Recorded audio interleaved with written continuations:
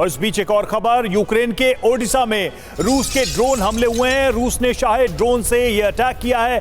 Ukraine ने रूस के 13 शाहे ड्रोन तबाह किए, यह भी यूक्रेन की तरफ से दावा किया गया है।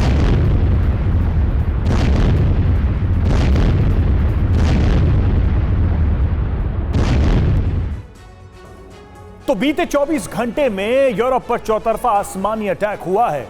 नॉर्वे से लेकर स्वीडन तक और फिनलैंड से डेनमार्क और ब्रिटेन जैसे देशों, नेटो देश अचानक से रूसी बॉम्बर्स के टारगेट पर आ गए हैं।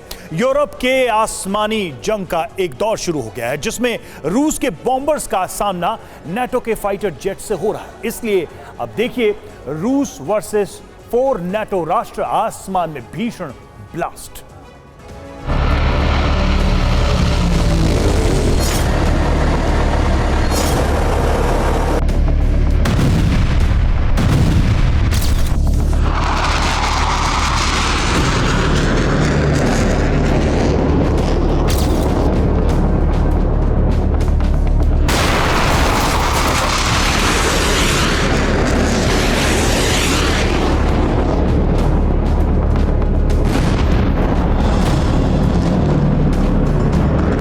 आसमान में भिड़ गए जंगबाज, नेटो ने शुरू की आसमानी war.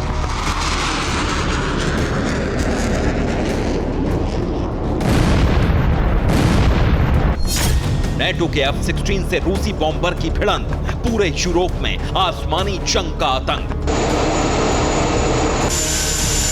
Sweden, Finland, Norway, Denmark, क्या पुतिन करेंगे सबको खाक?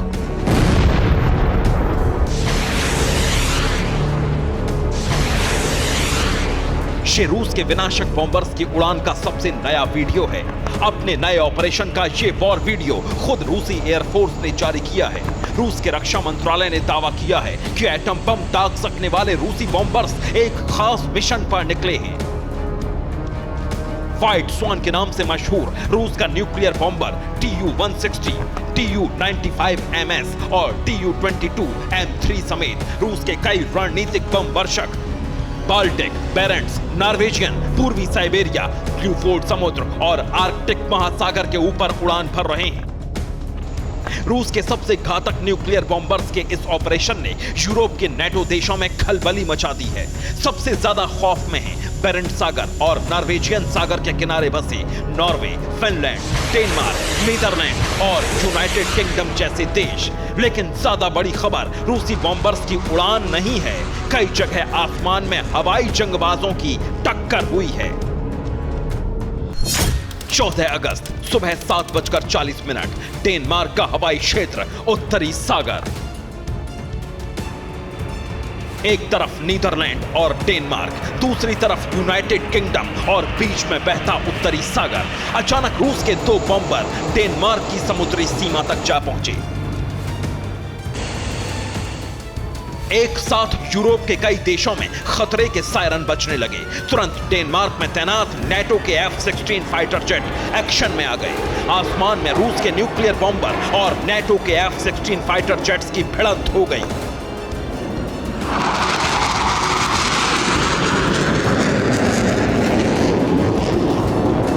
लेकिन कोई कहर टूटता इससे पहले रूस के दोनों बॉम्बर वापस मुड़ गए। डेनमार्क की रॉयल डेनिश एयरफोर्स ने दावा किया कि उनके फाइटर जेट्स ने रूस के बॉम्बर्स को पीछे हटने पर मजबूर कर दिया। लेकिन इसके बाद रूस और नेटो के बीच एक और आसमानी भिड़ंत हुई। 14 अगस्त सुबह 9:20 स्कॉटिश हवाई क्षेत्र, उत्तरी सागर। अब की बार रूस के Tu-142 बेयर F और Tu-142 बेयर J बॉम्बर्स की गर्जना से यूनाइटेड किंगडम घबरा गया। उत्तरी सागर में उड़ान भरते हुए रूस के दोनों बॉम्बर स्कॉटिश हवाई क्षेत्र के एकदम नजदीक तक पहुंच गए।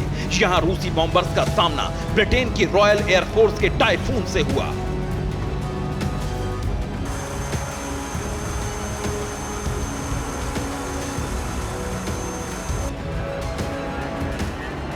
ये तस्वीरें स्कॉटलैंड के हवाई क्षेत्र के एकदम नजदीक हुई उसी आसमानी भिड़ंत की हैं। ब्रिटेन की रॉयल नेवी को चुनौती देने के बाद एक बार फिर रूस के बॉम्बर पीछे लौट गए। लेकिन जाते जाते रूस ने पोलैंड की सीमा के एकदम पास यूक्रेन के इलाकों में जमकर बमबारी की।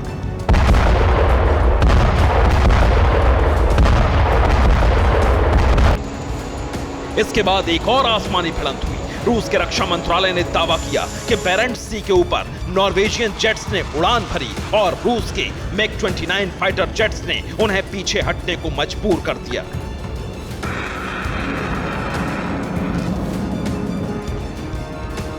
पहले डेनमार्क एयरफोर्स से रूसी बॉम्बर की भिड़ंत हुई, इसके बाद ब्रिटिश जेट्स और रूसी बॉम्बर्स के बीच एनकाउंटर हुआ और फिर बेरेंट्स सागर में नॉर्वे और रूस के बीच आसमानी भिड़ंत हुई। सवाल यह है, क्या ऐसा करके रूस यूरोप के देशों की ताकत और तैयारी का टेस्ट कर रहा है? क्या रूस उत्तरी इलाके में नया फ्रंट खोलने जा रहा है?